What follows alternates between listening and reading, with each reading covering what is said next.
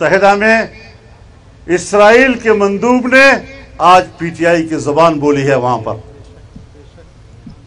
تو پھر ذرا ہمیں ماننا پڑے گا نا آپ کو۔ واہ واہ، ماشاءاللہ ماشاءاللہ، زبردست، خوب خوب خوب، ماشاءاللہ۔ کہ ہمیں جو نشاندہی کی تھی وہ صحیح تھی یا غلط تھی؟ ناجائز گرفتاریاں یہ آج کے وقت میں پاکستان میں کس کی زبان ہے؟ اس پر تشدد یہ کس کا عنوان ہے؟ اور اس کے بعد ان پر جنسی تشدد کی باتیں پاکستان میں کس نے کی ہیں؟ اقوام متحدہ 3 سال حکومت کی، وہ پلانٹڈ تھا، وہ اس ملک کے خاتمے کے لیے اس کو ایجنڈا دیا گیا تھا۔ وہاں قول و فعل میں تضاد ہے۔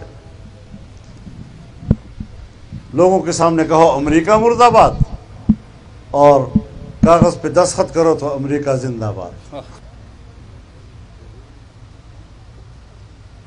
مغربی دنیا جس دہشت گردی کے نام پر پوری دنیا کو بلیک میل کر رہی ہے، ہمارے ملک کی نظام میں آج مذہبی طبقے کو بلیک میل کیا جا رہا ہے، بلکہ پاکستان کو چلایا جا رہا ہے۔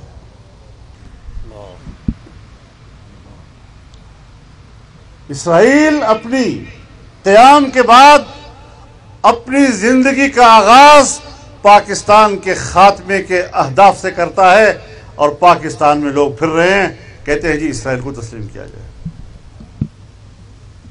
یہ ہے وہ غلامانہ ذہنیت۔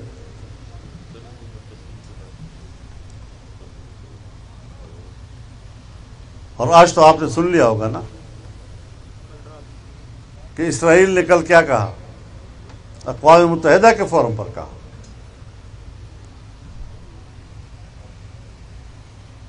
پاکستان کے اندر ناجائز گرفتاریاں،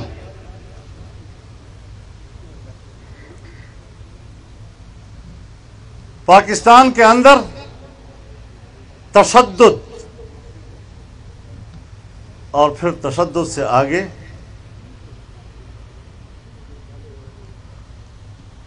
ان پر جنسی تشدد کا الزام۔ اب یہ 3 الفاظ کس کے ہیں؟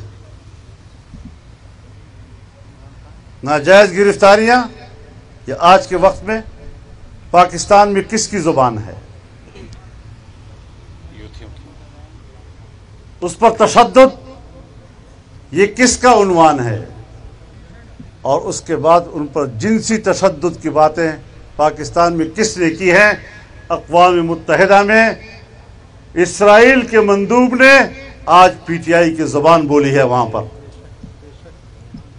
تو پھر ذرا ہمیں ماننا پڑے گا نا آپ کو۔ واہ واہ، ماشاءاللہ ماشاءاللہ، زبردست، خوب خوب خوب، ماشاءاللہ۔ کہ ہمیں جو نشاندہی کی تھی وہ صحیح تھی یا غلط تھی؟ یہاں تک کہتا ہے کہ پاکستان میں ہم جنس پرستی کو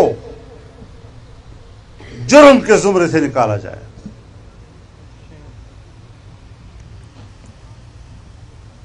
تو پاکستان میں یہ لوگ تو آپ کو ذرا نظر آتے ہوں گے، کچھ سمجھ میں تو آ رہا ہوگا جی۔